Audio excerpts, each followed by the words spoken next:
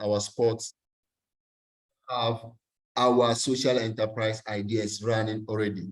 So this is just by way of stating the status of social enterprise in Ghana. Now, a bit of refresher. We have been hearing the EduSpot Dream Sport model. What is it all about? And how is this so important that we should use a tool called social entrepreneurship or social enterprise to promote this brilliant idea? In short, our Dream Sport model is just trying to see how can communities take ownership of this sport. Many of our sports, majority of our sports came into existence through the and funding of EduSpots and its partners. But the critical questions as development practitioners, we normally ask ourselves, what happens if EduSpots ceases to get funding to continue the work that we are doing? So sustainability of the work that you are doing in your various communities and sport is very important, and we cherish it so much. How can we sustain these gains? So that is why social entrepreneurship is very important. As part of the Dream Sport model, it is believed that with that model, communities will be able to develop structures, governance structures at the community level to manage the day-to-day running of this sport, to support in basic maintenance of this sport, including security. And many of these need funds. So social entrepreneurship is very important, and we shouldn't take this lightly if we believe in whatever that we are doing at the community and want to sustain these gains. So that is why. So please, as we move on, let's try to connect whatever that we are picking here to the Dream Sport model and challenge ourselves that at our various sports, we shall, in very soon, come up with sustainable ideas that can support this Dream Sport model. Remember, the community is for us, the children, our relatives. It's not about EduSport, it's not about the staff of EduSport, but it's about our own community development. So let's move straight into the perspective of social entrepreneurship. Before we go, I will want to pick some inputs. When you hear the word social entrepreneurship, what comes into mind? Or social enterprise? Please use the chat function to just give me your inputs, then we move. What do you think? What comes into mind when you hear the word social enterprise or social entrepreneurship? It can be a word, it can be a phrase, it can be a sentence, whatever. Please, let's use the next 60 seconds and I shall be reading the inputs that are coming. Then we zoom into the discussion. What comes into mind when you hear the word social entrepreneurship? Let's go. Let me see the first person. Social entrepreneurship. Thank you so much, Anna. Taking initiative to lead change. Thank you so much. For Anna, when she hears the word social entrepreneurship or social enterprise, this comes into mind. Taking initiative to lead change. Yes, going. I'll give the last person a prize. Yes, thank you, Cynthia. A venture driven by the desire to solve social or environmental challenges. Great. There are two key words there that we need not to lose focus. And I would like to, the desire to solve social and environmental challenges. So this is very critical. Gertrude has this to say: businesses or startups by our own people. Thank you so much. We also have from Abdurraouf Mohammed, who believes that when he hears social entrepreneurship, it means that a business that is aimed at addressing social need. Thank you so much. We have Charles. Leading. Oh, I think something is missing there. need of community while making some profit to support the effort made. These are all brilliant inputs that we are picking. I'll take the last one from Hadija, who believes that social entrepreneurship is an initiative meant to provide solutions to societal problems. Thank you so much. I think I equally have similar thoughts, but what I want us to note, looking at all the inputs that we have taken, to say that social enterprises share at least four features. And the first one has to do with what Cynthia had mentioned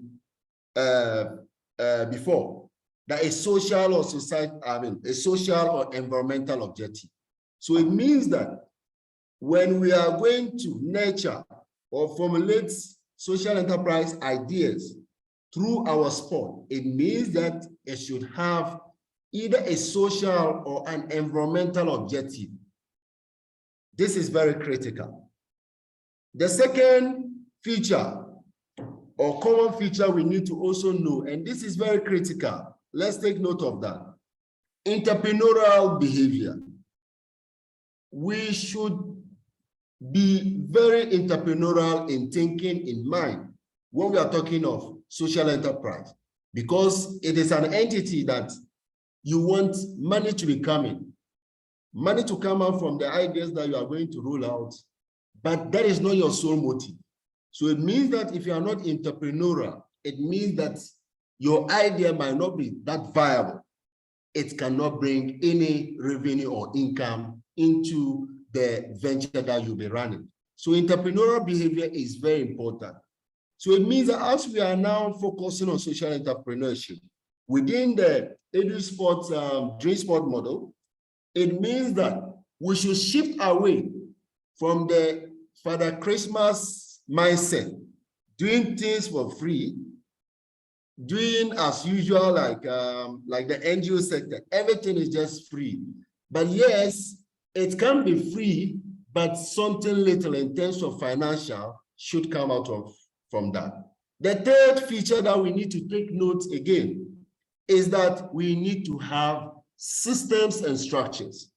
And within the work that we are already doing, you can all attest to the fact that how EduSport have been supporting your various sport to have some systems, some structures within your sport.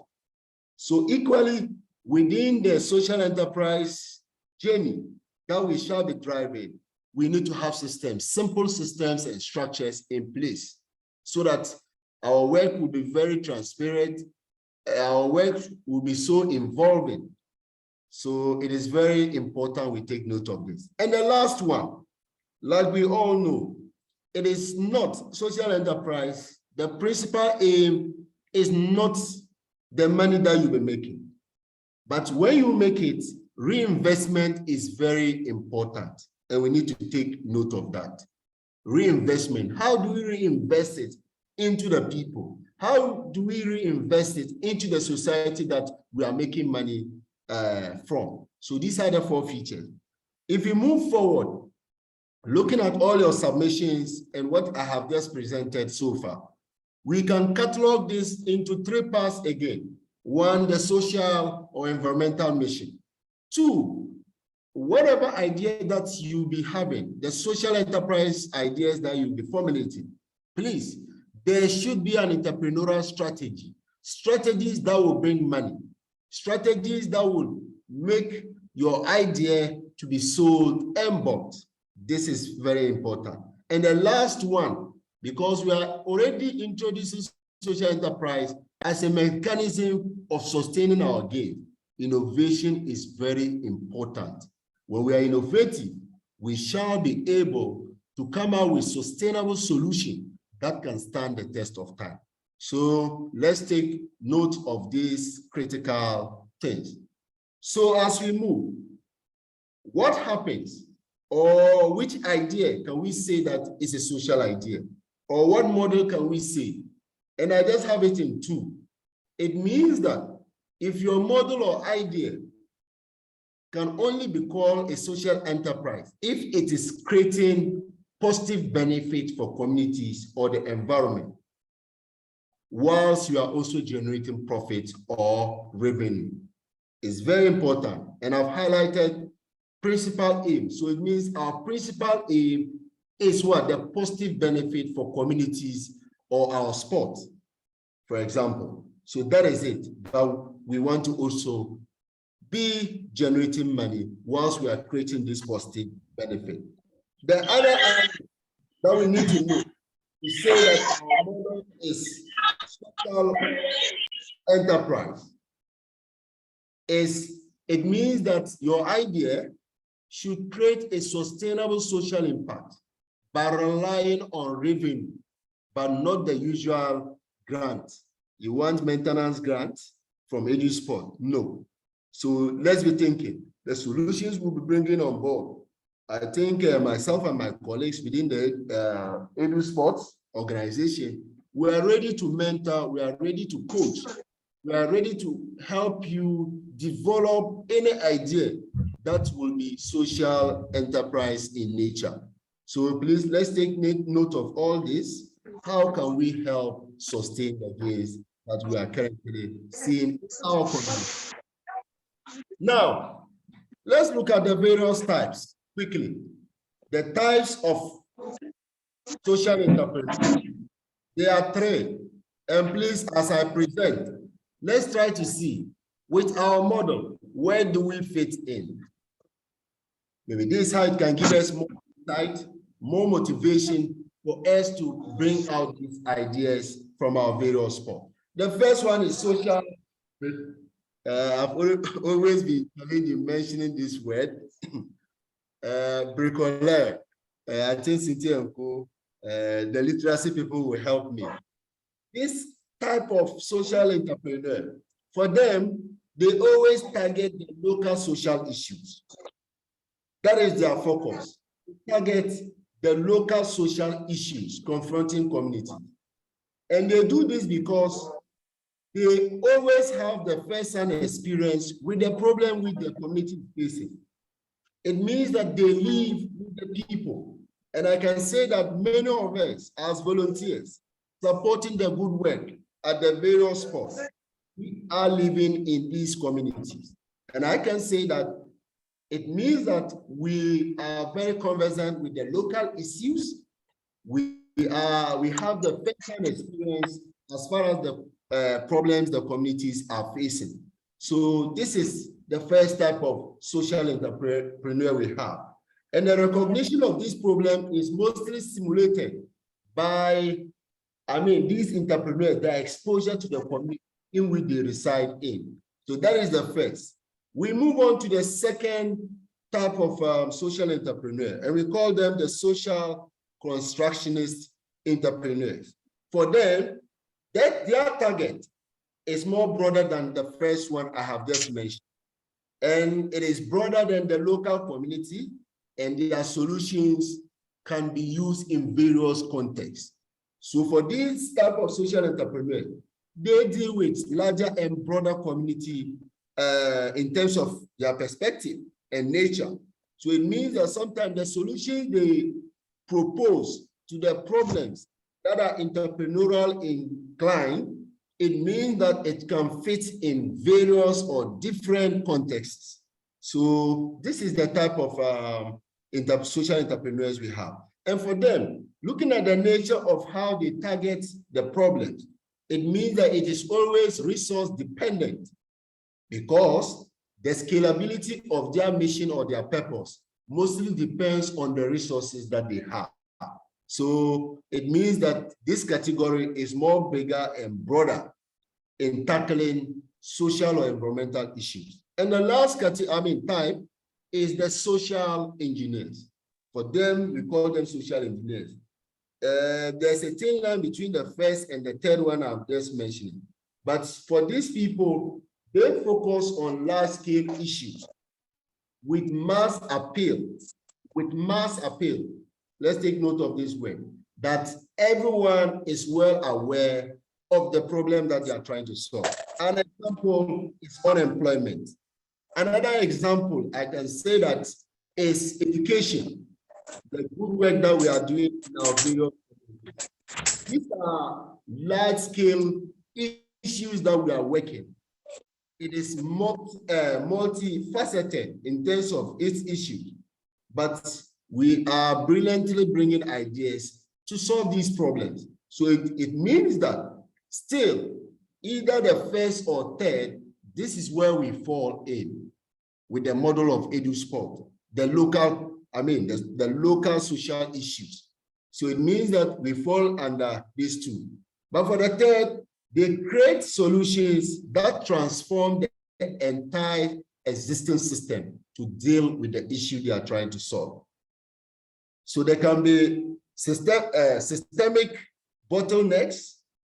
We can think about the work that we are already doing and propose very smart ideas that can help solve the communities, the problems our communities or sports are facing.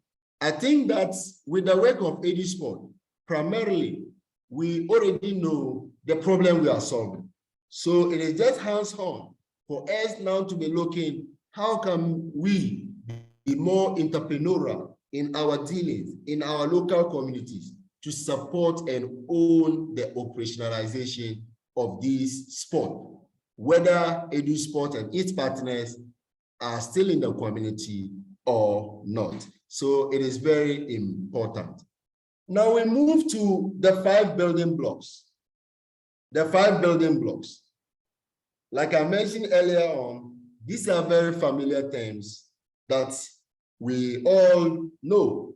But if you want to have a successful social enterprise in place, if you want to have a good model, social enterprise model or idea, then these 5 things need to be critically looked at and formulated within your idea.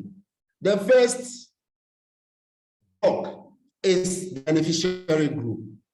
We have the customer group, we have the revenue model, then we have positive impact.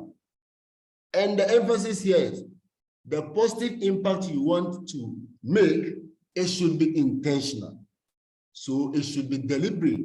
It should be calculated. From the onset, you need to know what positive impact will my social enterprise idea or model will be bringing. And the last one, which I call almighty block in my own perspective, is innovation.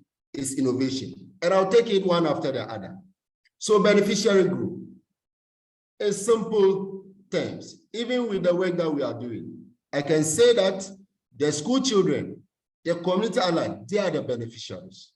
So in any social enterprise idea, ask yourself, who benefit from the social and environmental value that you are creating through the product you are bringing on board or the services that you'll be rendering? As simple as that. Who benefits? Who is benefiting? Because you should know, like I have been repeating this, it's not just the money, but it's about the social and environmental value that you are going to be creating. So who will be benefiting? Who is the problem affecting? And who is benefiting on this? Mostly, the beneficiary group, they might not be the one to pay for the service. Let's take note of that. It means that if we come up with social enterprise models, it means that whether it is a product or a service, know that it is not the children, for example, who are beneficiaries, who will be paying for the services. The services or product will be paid by other people. So take note, it's not always the case that beneficiary will pay.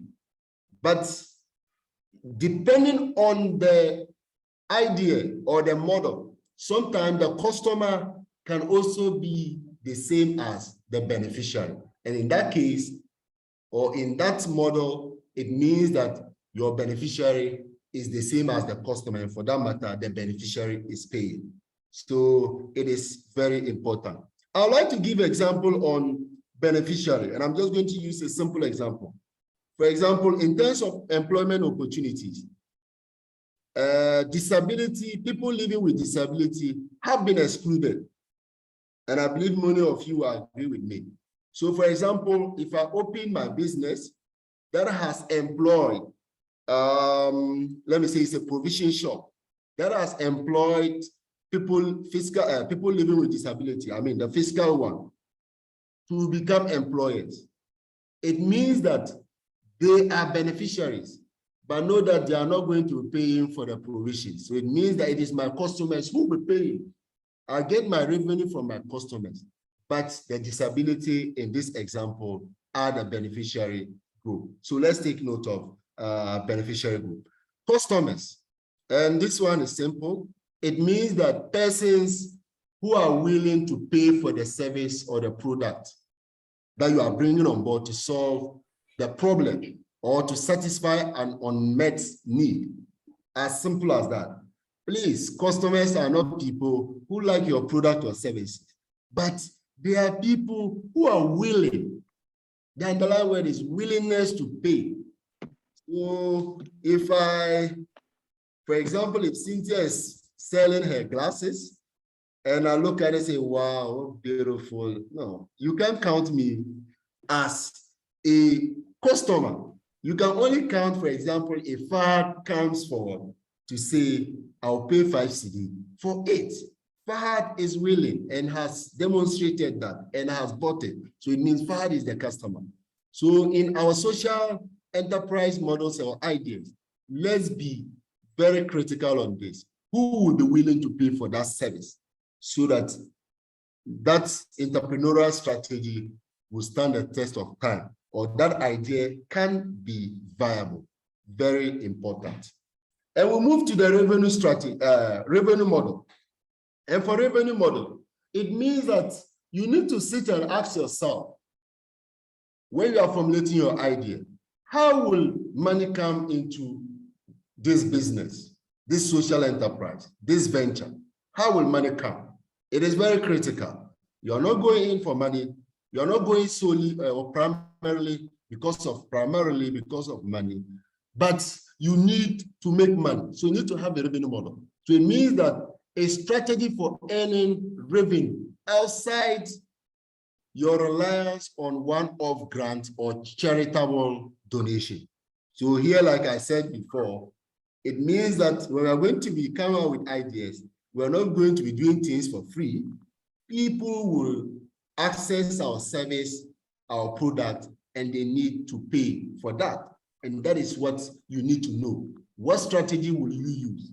Will it be sales? Will it be whatever? Will it be fees charged from services that you will pay? So it means that this is your strategy. That's how you can do, and money will be coming into your business, I mean, your social enterprise model. I need to state this for us to know that at the beginning and start, mostly as social enterprises, it is sometimes very difficult to find reliable revenue sources. This shouldn't be something that should worry you as beginners or as people starting a social enterprise. This one is very fine. We can continue searching for reliable and recurring revenue streams from the start so that our long-term sustainability ambition could be achieved. But with our coaching and mentorship that I'm pledging to all sports, please, we shall be able to get reliable revenue source to help grow our ideas. We have great minds within the EduSpots team that can help you. So let's not be worried about, strategies that we can employ in order to bring some revenue to the work that we'll be doing. Positive impact, and I said it must be intentional. In business, the impact of your business, you can only measure it mostly, traditional business, by, the number of times you count money or the amount of money you get.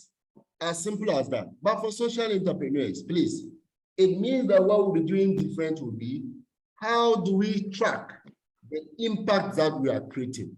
This is very important. How do we track? We are not just in because of the money. So we can't just count like any traditional business, but the focus should be what? We need to track the impact that we are creating. We must also, at the beginning, it should be intentional. we need to define the positive social and environmental impact that we intend to achieve. Let's know this. And we can only link this impact to our beneficiary group. So you'll be asking yourself, the product or service that I'm rendering, that is solving, let me say, problem A, what is the benefit to these people? And that's how you can track it. From the formulation stage, you need to know this. This should be intentional. We move to innovation. And mostly when I lead sessions, especially among young people, I try to always see how we differentiate between innovation and invention. Most inventions are innovative, but in the perspective of social or social enterprise, please, innovation is not automatically invention, no. But in simple short, they are the new strategies or methods that improve upon the way things have been done in the past. New approaches, new strategies. That's innovation in simple terms. So it means that let's not be looking at, let me say, sophisticated technology, not that kind of innovation. Let's just think very local within our community. What can we do differently? Within our sport, what can we do differently for it to create the needed change that we are trying to bring into the society? So in short, innovation is by creating value, either with same resources or with even fewer resources. And when you do that, we can say that that effort, that idea is innovative. So let's get it. There's the difference between innovation and invention. So because we are becoming social entrepreneurs, we need to be looking at innovation in the light that I have just presented. Now, how can you know that your idea is sustainable? How do you know? Or can be successful?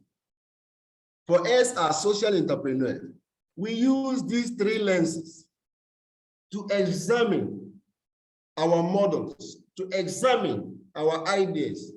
And once it passes these tests, then you can say that you are good to go. And there are three. And there's a key thing we need to know. The interaction between these three fosters innovation. The interaction between these three lenses, it fosters innovation. And please, as social entrepreneurs, look, let's be innovative.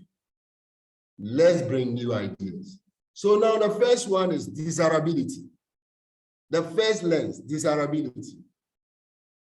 The second lens is viability. And the third lens is feasibility.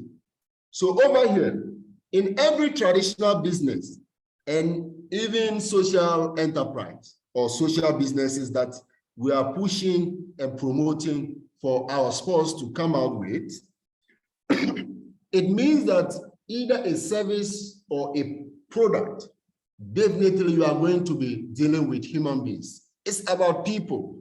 So please, the idea that will be formulated as social enterprises, it shouldn't be about us as the people leading it. It shouldn't be about, let me say, our sport, what we want, but it should be about our customers, the people who will be willing to pay. So that's why we map desirability to human. So you know. So it means that over here, research is very important. Research is very important. And during the coaching, when we begin to roll out coaching, we'll try to support you to lead what we call empathy-based research, because it's about impact, it's about social environmental, it's about people. How do you put yourself into the shoes of others? And that's empathy. So it's not just any research, but it is empathy-based research. And through that empathy-based research, desirability and also viability will be achieved, because this two looks more external, for feasibility is more of internal. Is that okay? So research is very important. So desirability is not about you. And mostly in our coaching, these are the guiding questions we ask about desirability. Do people want this? Do they want the solution you are providing to solve the problem? Do they want it? And for that matter, they'll be willing to pay for it? You need to ask yourself, is this solution wanted by enough people? Business is about viability. It's about the turnover of it. So enough people is important. Is it cherished? The solution wanted by enough people? So you need to know. And this is where research even comes. It can be a perfect solution, but maybe it's just a handful that your target customers, maybe they are very small. And for that matter, you can see that it's a brilliant idea, but because maybe you've not done your research very well, it's only little people who want this idea. And once during your research, if you get to know that it's not enough people, that's where you can re-strategize within your idea so that enough people will want it, and that can make your business sustain. The last one under desirability is that can you or can our sport reach the people who want the solution that we are bringing on board? So this is all about desirability, and we need to take note of that. These are very key things that can help us formulate very good ideas. We move to feasibility as the second lens, and I say it is more of internal, and it looks at capacity. It looks at technical aspect of your idea. So mostly we use this question: can I or we, in the context of our sport, so can our sport do this? Can you do the solution that you are proposing? Can you do it? Can you develop or manage or get access to key resources needed to make the business model a real one? Can you? Could it be technology? Could it be talent? Could it be partners? Could it be regulations? So these are things that you need to take note of, and it's more of internal. And the viability is about how your business can generate more money. So viability is about the business, that business entity. Can it bring the solution? Can it bring more money? So these are the three lenses. So by way of motivation, looking at how and why and how. Because if you look at the global space, there is donor funds dwindling. So it means that EduSpots, in its wisdom, is preparing communities to begin sustaining the gains, because we know that funds are dwindling. It could be that there will be a time that EduSport might not be able to do all that it is currently doing. So does it mean the sport in Ekumadan should stop running? The sport in Kapohin should stop? The sport in Gomuamansu should stop? Look at the brilliant and good works from our volunteers. Should it? No. So we see social enterprise as a self-sustaining tool that can help us achieve maybe over short to medium term plans that we have. So we are using this to promote the dream sport model. It also means that the reason why you should be interested in this is that you can generate your own funds, the sports, to run the activities of the sport. Many of you, they are brilliant ideas, but sometimes there's challenge about funds to do some of these things. When we roll out our own these things, we shall be able to do it, and do it even bigger than currently that we are doing. And you should also be motivated to know that with social entrepreneurship, it fosters collective ownership and involvement as far as decision-making is concerned. So your sport, because it will be something, a baby that we will all be working around, and everybody must come on board. And for that matter, that ownership will be happening. Let's go to the why. So how can we now do it? We are done with the why. How? What I want to emphasize here is that first and foremost, our sports need to have clear, defined business model. Let's bring the ideas out first. When we bring the ideas out, then we'll try to support to come up with right systems and structures. And not, it should just be something, simple ones in place. When we do that, we can access the right funding. We can access the right funding. With where I sit, look, now there are a lot of funds for social entrepreneurs. There are a lot of funds, and when we connect it to our sport, I think we can be the best kind of social enterprise models that will be very appealing to many funders in that light. Once these social issues have been identified, please look for the root causes of these problems. And when you do that, like I said, we do more of research. And when you do this research, we look at community needs assessment. We can look at secondary resources among many others. It can be observation, any method of research, depending on the idea, then we apply it so that to have a very sustainable ideas. And the last one that I want to see that have is partnership. And this is very, explicit, captured in our Dream Sport Model Handbook. Partnership. Partnership is very key. Let's partner with the local authorities, individuals who matter. For example, parents of the kids, our MPs, our DCs, assembled persons, traditional authority, and the sport management committee, so that these ideas can become fruitful. So that is the how we can apply.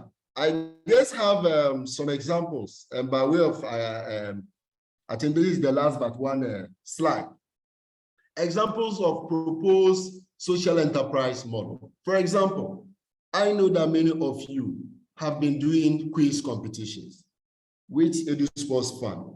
Can we think more broadly, bring more schools? And this time around, for example, we can still get funding from our MPs, we can still get funding from EduSpots, but people pay for registration fee, schools pay, they compete for it. We don't force people.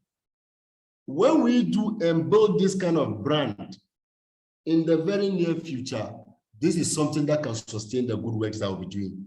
We can run our quiz competitions and we'll be having some profit. And that's the social entrepreneurship model. These are some of the examples that we are looking out for. And the second one that I'm thinking, can we have models like a mini IT center? For example, our sport, providing printing, photocopying, or typing services. Some of us have computers, some of us have photocopying. Can we begin looking at that? When we market it very well and let the community know that if you come to the sport and print, this is the benefit. This is the social impact that you are creating. This is what you are doing for your children. And this will be so appealing that they may not want to go to any other center than ours. These are just things that are on top of my mind that I'm sharing. Depending on the context, these can work or it might not be able to work. Green environment model, for example, growing of seedlings and selling, or we used to have this thing, school garden system. Can we have sport garden? Maybe a sport, we have a garden, the children work, there's some incentives that we give, we sell this kind of the proceeds from this garden to run the affairs of the sport. These are just things on top of my head. And the last one, my sport fundraising program. These are just ideas, but please, let's be guided. Let's not bring ideas that would defeat the purpose of our sport or the work of EduSport. Let's be mindful about that.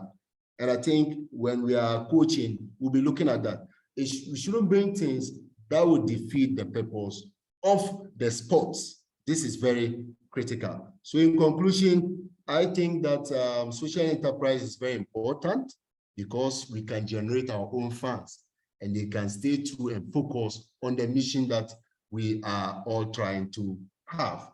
And as current volunteers, this should be so important legacy for you to support the sport to strengthen its financial or funding diversification. This is very important.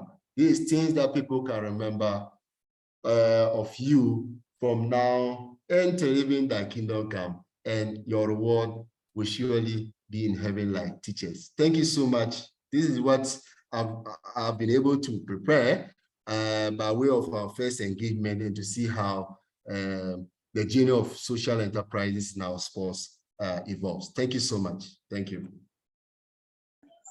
Thank you, Ukasha. Thanks so much for your presentation.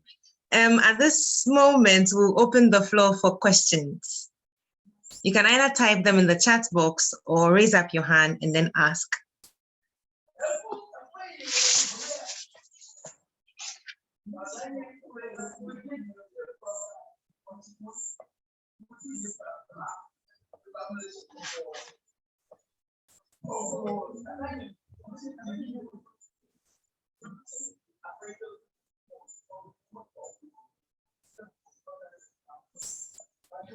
Any questions?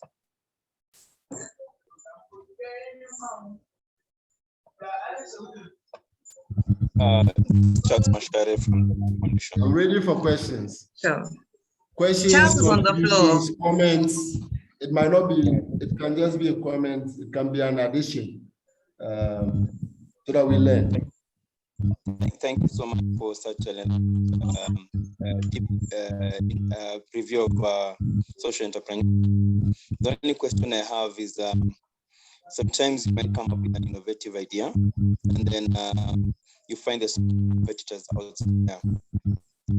Let's say, for example, you're talking about printing, and then considering that you have schools that you've already networked, and there's many logistic in terms of getting a good price is able to get people to you. So if you do a very good price, you don't make that part,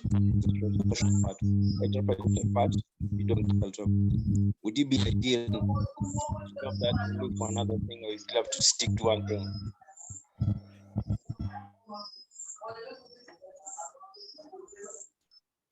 Okay.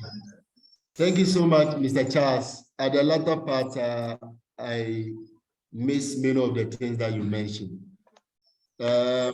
So the good thing is that, yes, it's good. You can have these brilliant ideas. And that is why I mentioned earlier on that we are ready. Sometimes we can only speak general in platforms like this. But when we get to the specific ideas coming from the various sports, and this is where we give specific support to the ideas that you are bringing on board. I can pick a question from Hadija, who, yes, I want to know what importance of having a social enterprise policy. It is very important. I think I mentioned it earlier on. As a country, we need to have a social enterprise policy that will help support the implementation, creating the needed enabling environment in the country. When you don't do it that way, people, even the government will not be able to regulate the activities of social enterprises. So it is very important. For example, again, it could be that strategically, our government, through policies, can create fund or whatever support for social enterprises. So this is so very important, and we need to take note of that. I also pick a question from Kat, who is asking, how can we best ensure that there is a system for accountability with any funds created in the sport from the enterprise? When we came to the how, I mentioned that after getting our model, we need to have a defined social enterprise model and have the right system. We can just have basic system where we are accountable to our very selves, for example, the volunteers within the sport, and even with the people, so that a simple system, it can just be record keeping, so that anybody within the sport can have access to this. We can also either quarterly or biannually or annually render accounts to key actors. For example, our MPs, for example, the GA, so they know we are using this. It's a social enterprise organization. This is what we are making out of our work, and this is how we are spending it. I think when we do that, it is going to be more appealing for more people to support the work that we are doing. I can see Fah's hand up. Fah, you can come on. Right, thank you very much. And then sorry, my network isn't that stable. My question is, for social enterprises, are they tied to the corporate social responsibilities? Is it necessary for them to pay or observe these responsibilities? Okay, thank you so much. I think social enterprise organizations are hybrid kind of organizations. You see, we are already creating value in the society, so you don't need to do anything. Yours is just to focus on your mission. And your mission is that this is an idea I'm doing to solve this problem in the community, of which nobody is paying, through a service or a product. So some people pay for the service or the product, and by virtue of the income that you are making, you are able to solve the problems in the community. So as social enterprise, you are not mandated to do any corporate social responsibility. Yes. Right, thank you very much. Thank you, boss. Yes. Over to you, Cynthia. I was just speaking. That's fine. Please, any other questions? Okay, so can we type in the chat box an idea you think will work for a social enterprise? Yeah. Good. Let's just type in the chat box, and I would be very viable, will be feasible, will be desirable as sports as social enterprise. Yeah. In the context of our dream sport, right?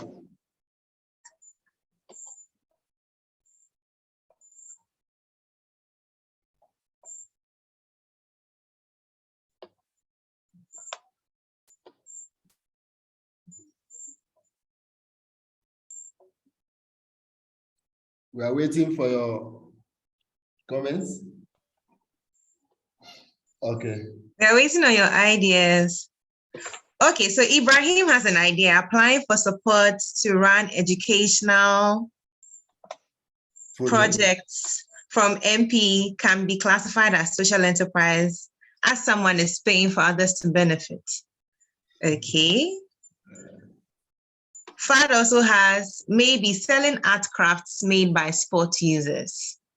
Great. Yes, this is also great. ATM is in. Yes, there's a question. Should social enterprises pay taxes?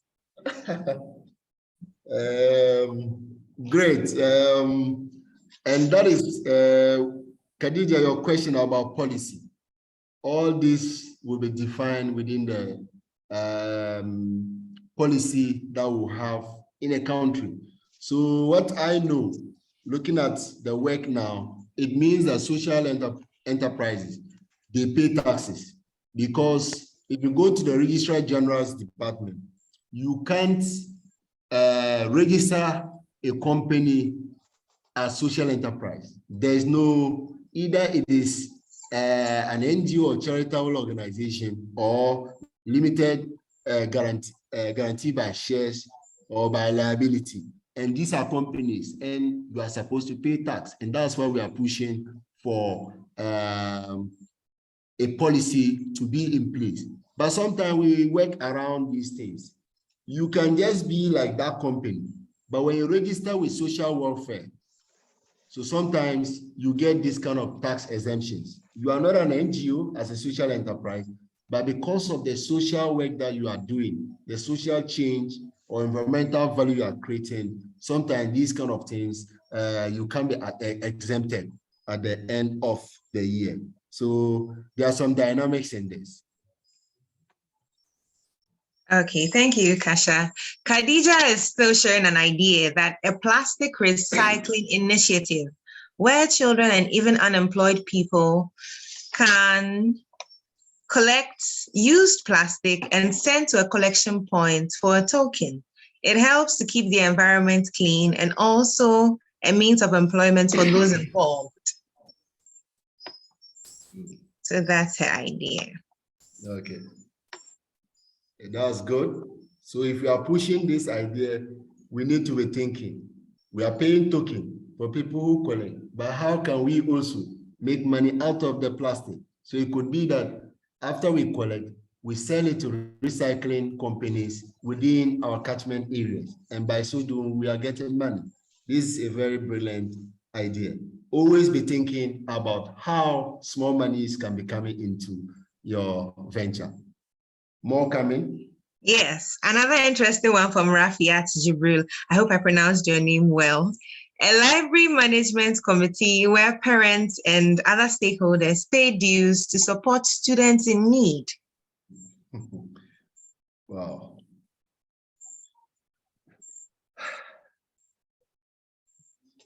Will that fit our social entrepreneurship model?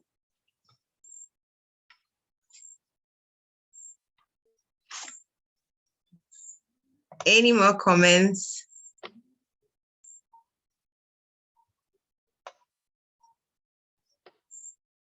Okay, so my takeaway from today's session has been that whatever it is we want to embark on as a social entrepreneurship venture, it should meet a social need, be innovative and sustainable, and should have a business mindset attached to it.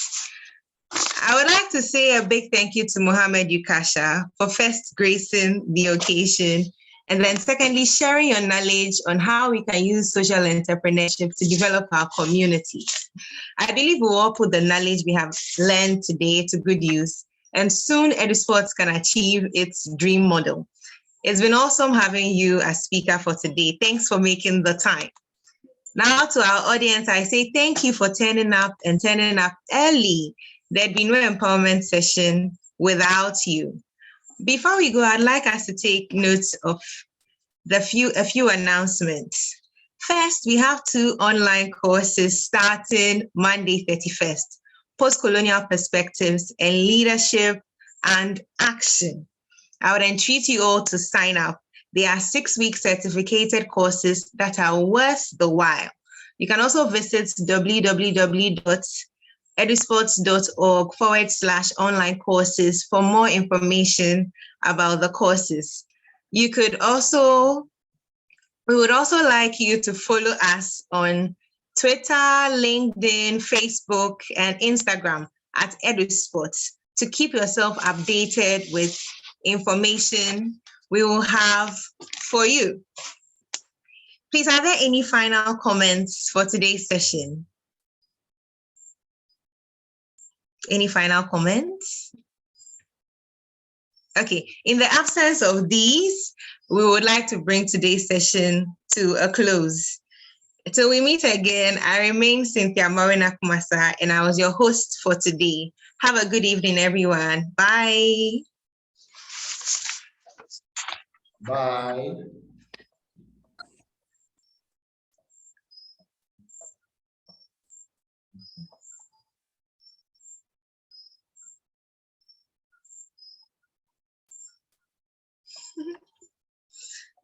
Bye, Rafiat.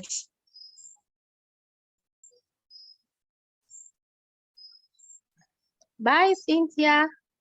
Bye.